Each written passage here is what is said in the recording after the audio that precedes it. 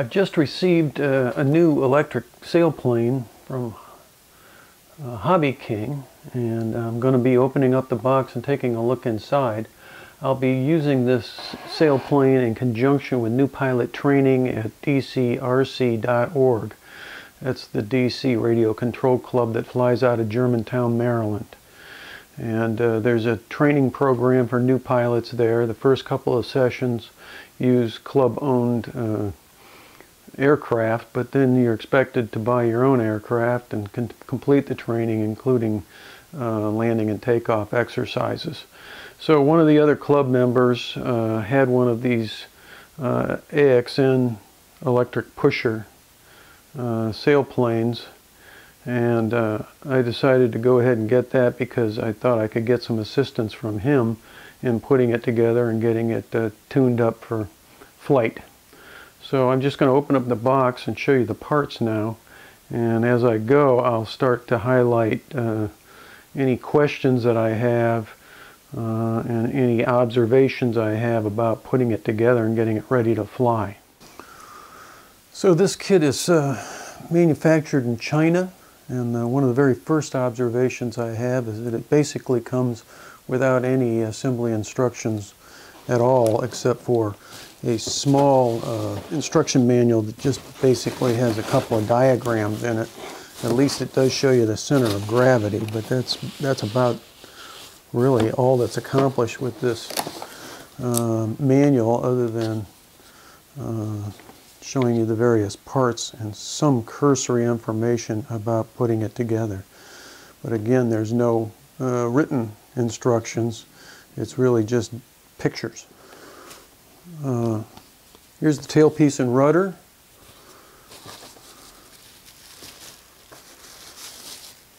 And the tail assembly with the elevator, and the hinge surfaces are created by pressure on the EPO material, and I've already been told that after a limited amount of flying these hinge surfaces will start to come apart. So even though this is essentially supposed to be a quick assembly and bind and fly, really it's going to take more to get this ready to go if I want it to be a durable sailplane that I can use in the long term.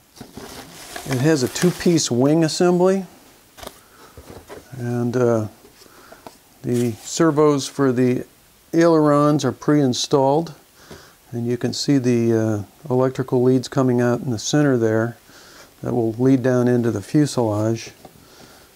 And the wings fit together kind of like a jigsaw puzzle part. Now, my first question, having previously looked at this for a few minutes, is exactly how I'm going to get these pieces put together with the reinforcing rod that goes in the center here. Here's the reinforcing rod. It's not quite clear how I'm going to get these pieces put together with the reinforcing rod and put into the fuselage. So that's the first question I'm going to ask my friend at the flying club, since he's already done the assembly.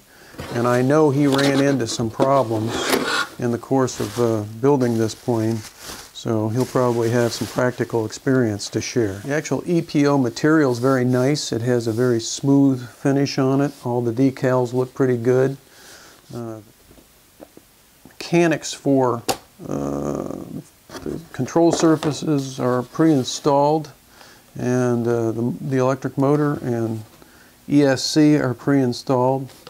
The servos for the rudder and elevator are pre-installed in the housing of the EPO fuselage, and it has a AE25A controller for the motor, ESC controller for the motor, which is pre-wired.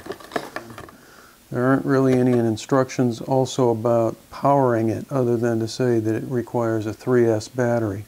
So I'm going to have some questions also about how to assemble the electronics and how to power everything in order to get this flight ready.